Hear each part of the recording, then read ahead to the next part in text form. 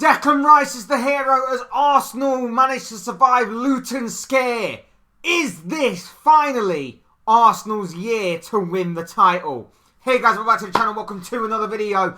Yes, it was another big night of Premier League action last night as the midweek kickoffs begin for the rest of the season. We're of course in the middle of that right now. Tonight there are set to be some huge games kick off, but last night saw the current top of the table leaders Arsenal take on Luton Town at Kenilworth Road, and it was a bit scary for Arsenal at times. There was some questionable performances by certain key players in that Arsenal side, but by hook or by crook, Arsenal got the job done, and they have Declan Rice deep in injury time to thank for their incredible 4-3 victory, a 7-goal thriller that played out in favour of Arsenal at Kenilworth Road against a hard-fought and battling Luton side that were mere seconds away from taking something from that game.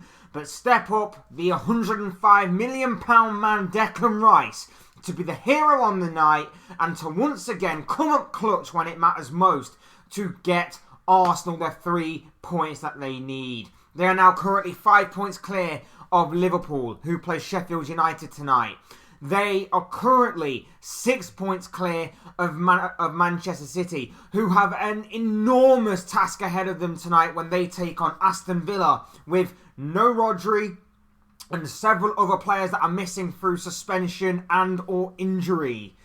It's gonna be an incredible title race going forward. It's an incredible December already, and Arsenal are leading the charge. They are leading the way, and with moments like last night, you do wonder whether or not the stars are aligning and everything is working in Arsenal's favour for them to become Premier League champions come the end of the season. But is that the entire reality of the story? Is there more that's brewing underneath the surface? That's what we're going to be talking about in this video. So without further ado, if you would like to hit the like button on this video, if you haven't already, subscribe if you're new and want to see more content like this. Both things always in front of be greatly appreciated. And of course, get involved in the comment section down below. Would love to hear your thoughts, comments, opinions, predictions, feelings, whatever you want to call it. That will make for great and interesting reading down below. So do get involved down there. But without further ado, we're going to be talking about Arsenal. We're going to be talking about the performance last night, the Premier League title race, and everything else that goes along with that. Let me just say first and foremost, Arsenal did deserve to win last night. They did. When you look at the stats, when you look at everything, and I know stats aren't everything in football, and stats only tell part of the story. Arsenal obviously dominated the game, as you would expect. They were the winners, as you would expect. But don't take anything away from a battling and hard-fought Luton Town side that were mere seconds away, like I mentioned before, from taking something from this game and taking something from the current Premier League leaders. I myself, as a Liverpool fan, was really hoping that Luton could have held on a little bit longer, but of course it wasn't to be, and now we're going to continue to chase the Gunners down until, of course, that incredible tie we have on the 23rd of December where Liverpool and Arsenal face off. If obviously all things go as what we think they may, both of those sides should go into that game still with the scenario at play where both are the top two in the division, and it's going to be very interesting to see how that game plays out. Fingers crossed. But no, Arsenal last night weren't at their best. There were some performances within that team that were suspect and were questionable. Could look at a couple of players in the defence maybe, which is how Luton managed to score 3 goals against Arsenal, who at that point had the best defensive record, and I think they still do to an extent, but they have one of the best defences of this season. But they allowed Luton Town to score 3 goals. That's going to upset a number of Arsenal fans, of course, but the overall story is that Declan Rice managed to bail them out. A sub-story is that Kai Havertz managed to score an important equaliser. Havertz, in particular, past few games has been coming up clutch and has come up with a couple of big moments for the Gunners. So it's actually quite nice to see that he's starting to sort of bed in, it seems. There's still obviously a lot more to come from him, and he's still got a lot to do to win over some of his doubters, myself included. But at least I can see the sort of improvements that Havertz is making and the sort of big moments that he is participating in for the Gunners, even though I'm not an Arsenal fan, and obviously I'm watching this from the outside looking in. Declan Rice pops up with a winning goal in the dying embers of the game, right in injury time. 97th minute, I believe. Absolutely incredible. It's not for the first time that Declan Rice has done that either. He did it against Manchester United, of course. He got an important goal there in the dying embers of the game to make it 2-1, to put Arsenal in front, and that obviously caused Arsenal to go on and get the third goal deep in injury time later on in that game, due to obviously United having to push up in search of an important equaliser, which of course never came, but Arsenal put the game to bed soon afterwards. Incredible stuff. Like I say, it wasn't the most vintage of performances by Arsenal. It wasn't the best. Of course it wasn't. Luton took their chances when they fell to them. They just couldn't hold out and stop the Arsenal attack from coming wave after wave. There were some suspect performances, like I say, in defence. But one area in particular is, of course, this goalkeeping situation. This highly volatile and highly delicate situation when it comes to the goalkeeping scenario at Arsenal, which has been told and retold a number of times. David Raya last night did not cover himself in any glory whatsoever, being suspect to maybe even all three, I guess you could say, if you're being harsh, on all three of the goals that Luton Town scored.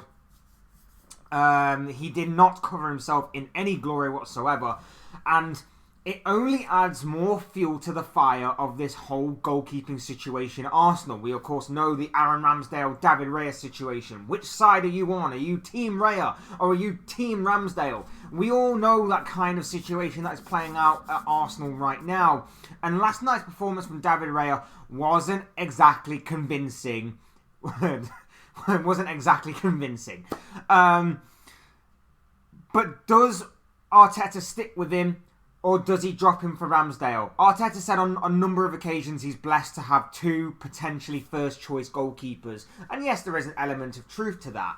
The media have taken it as Raya's going to be the number one goalkeeper, Ramsdale is a cup goalkeeper. I think even Aaron Ramsdale's dad a few weeks ago said that himself. But if Raya is to continue to make these kinds of mistakes, and I don't think he's been entirely convincing since he came to Arsenal, does that open the door even more so to a return for Aaron Ramsdale? Now, weirdly enough, I don't think exactly Ramsdale has exactly covered himself in much glory either, in the opportunities that he's had to capitalise on either an absent David Raya or just a preferred choice over David Raya. So, again, it's a very delicate situation that Arteta has to handle correctly. It will only open more of a discussion in this whole goalkeeping situation of Ramsdale or Raya. He didn't cover himself in much glory. We said at the time that we see Raya maybe as the better choice of goalkeeper, which is why Arteta's chosen to bring him in and to upgrade him. We also said that Ramsdale may have shot himself in the foot with his interview that he conducted several months ago, in which he said that he finds concentrating for 90 minutes extremely difficult. Where do you stand on this? I'm wondering where people stand on this. For me, from the outside looking in, I think Arteta's backed himself into a corner now where he has to trust David Raya.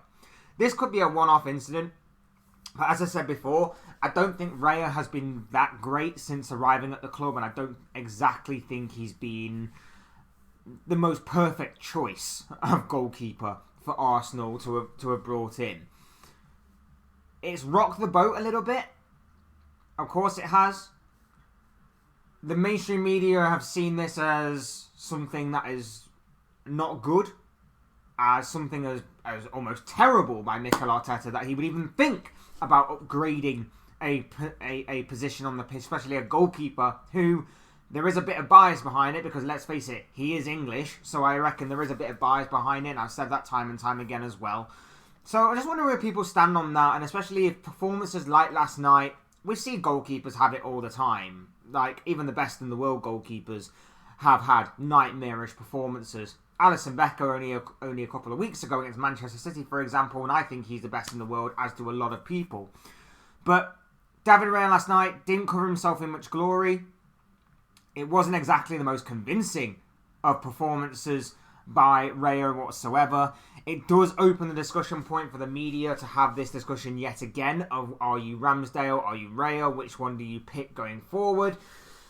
And it is a very delicate situation. Now, on the flip side of things, of course, the main story is that Arsenal get the 3 points. They maintain their stance at the top of the table. They extend their lead, albeit for maybe only a few hours, over the teams below them. But was it entirely convincing? No. And that's where, again, I feel like there's a thread to pull by the mainstream media to criticise Arsenal for maybe not getting the job done and dusted. As we've seen, though, from a Luton Town side that have caused many teams food for thought, particularly when they're at home. They do battle for a lot. They have got a massive uphill struggle ahead of them in every game, as well as the season overall. But they have proven themselves time and time again to battle for everything and to really leave their heart on the pitch, their heart and soul on the pitch, leave nothing behind, so to speak. So it was a true battle for Arsenal to get the job done last night against a very tough Luton side that we've seen outside of the wins that they've obviously accumulated this season. I think there's only been 2, to be fair. Whenever they have been at home, they have truly battled for what they've got, including, of course, the point that they picked up against the Liverpool side, who, yes, they weren't at their best on the day, but that is credit to Luton Town as well. The main part of this is, yes, there will be a thread to pull by the mainstream media there over Arsenal's unconvincing performance and unconvincing win, but it is a win nonetheless. And to what I say to that is, there's been a couple of times, or maybe even a few times this season, where Arsenal have been criticised for not putting in a convincing performance or a convincing victory together. And to that I say, and I will again, I think I've said this before, I will again criticise the mainstream media if they decide to do that, because we have praised the likes of Manchester United, Arsenal themselves, particularly maybe even in the Wenger eras, Manchester City, of course, Chelsea, Liverpool, and whoever else has gone on to achieve miraculous and incredible achievements and trophies and silverware and the like, that these kinds of performances happen in seasons, even when they are seen as banana skin type fixtures where, you know, the bigger teams should win, but the quote-unquote smaller team, with all due respect, sees it as a bit of a free hit, a bit of a free opportunity to maybe go out there, express themselves. They know they're not going to maybe win, but they're going to give it everything they've got to try and make it competitive. We've seen that time and time again, and we've seen some of the bigger teams sometimes struggle to handle that pressure. And Arsenal have had that a few times this season, and the mainstream media has picked up on that, and they've often criticised Arsenal for it. I see them maybe doing it again in this game. My argument to that, as I've said before, and I'll say it again, the other teams that I talked about in that kind of long list of the Manchester Cities and Manchester Uniteds and Liverpools and Chelseas of this world who've gone on to win league titles and gone on to win Champions Leagues and FA Cups and whatever else there is out there to win, have all had these kinds of performances and these kinds of results. And the overall consensus and story there is that, of course, those are the kinds of wins that make champions. I bet you've heard that time and time again. Those are the kinds of wins and performances that make champions. You're not playing so well, you're grinding deep, you get the win, you scrape it by a goal or two here and there, and then you move on. You get out of there with the 3 points by hook or by crook, and you get out of there and you move that forward. There's no telling how important that Declan Rice goal could have been last night. There's no telling how incredibly important the Kai Havertz goal was last night. But it could be at the end of the season. It could be the difference between Arsenal finishing second and finishing first. We don't know that yet, but this could be a result that we look back on and say, that was where Arsenal really won the title. They dug in, dug deep, and they got the performance and the result when they mattered most. These kinds of performances make champions because they make you dig in, dig deep, grind out a result by any means necessary against a side that had no right and no really big probability of winning the game. But yet, they gave Arsenal a really good game, a competitive game, and they caused Arsenal problems.